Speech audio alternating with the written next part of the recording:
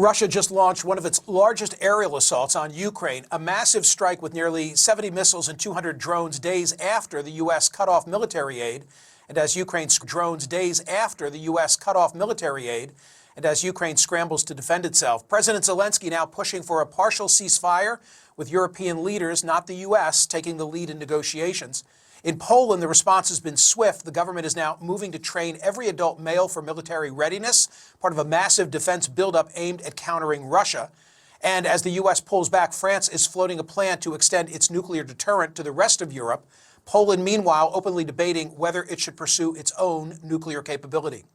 In a new opinion piece for Bloomberg, former NATO Supreme Allied Commander James Stavridis calls a U.S. withdrawal from NATO a mistake of epic proportions. The admiral warns that if the U.S. steps back, Europe will be forced to build a new defense alliance, potentially shifting its strategic alignment away from Washington.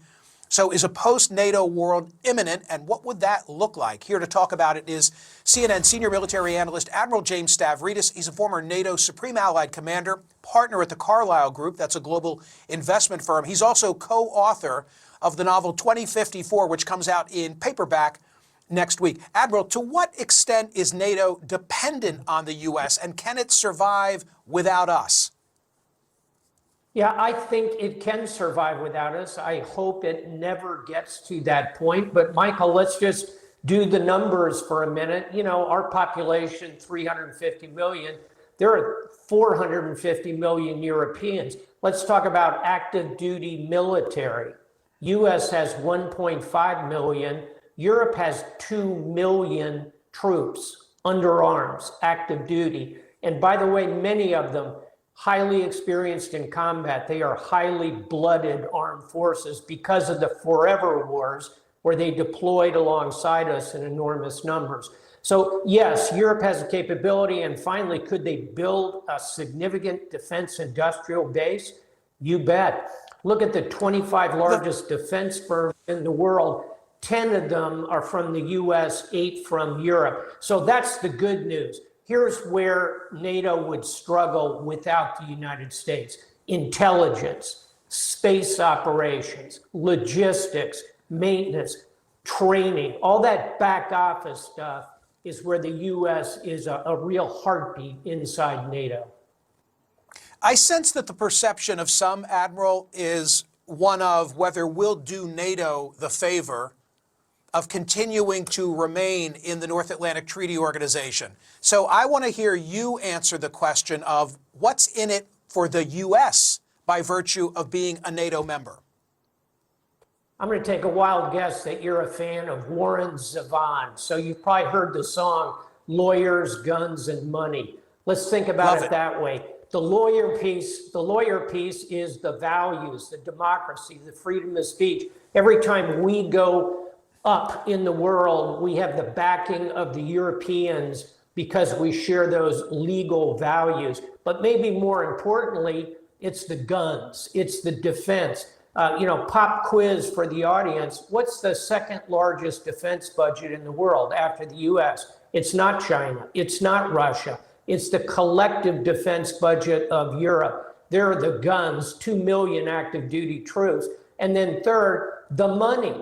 The largest economic trading relationship in the world is US to European Union. And oh, by the way, Michael, as we've talked about the money for defense, it's also money that's used across the board to create stability for us and to our advantage. So I would argue NATO's pretty good value for the money. If Vladimir Putin is watching this conversation or later briefed on it, the very idea that a former Supreme Allied Commander, Admiral James Stavridis, is contemplating a world where the U.S. is not in NATO, Putin is thinking what? He is so happy. His tactical objective, frankly, is to conquer Ukraine.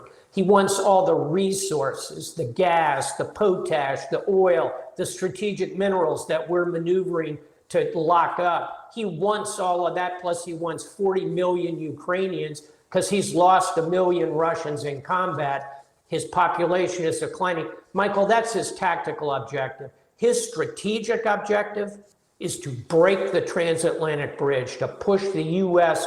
out of Europe, and that opens the field for Russia, not just to conquer Ukraine, but to lean in on the rest of Europe. That's why the Poles are going to a semi-conscription system, and that's why the Poles, who have a long bad history with Russia, are spending 4% of their GDP on defense, the highest in NATO.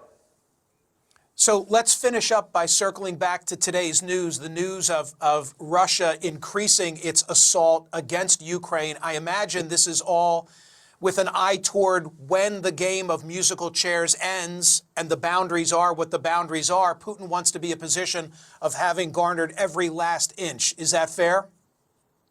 It is, and anyone who's negotiated anything knows before you start the negotiation, you want to be in the strongest possible position.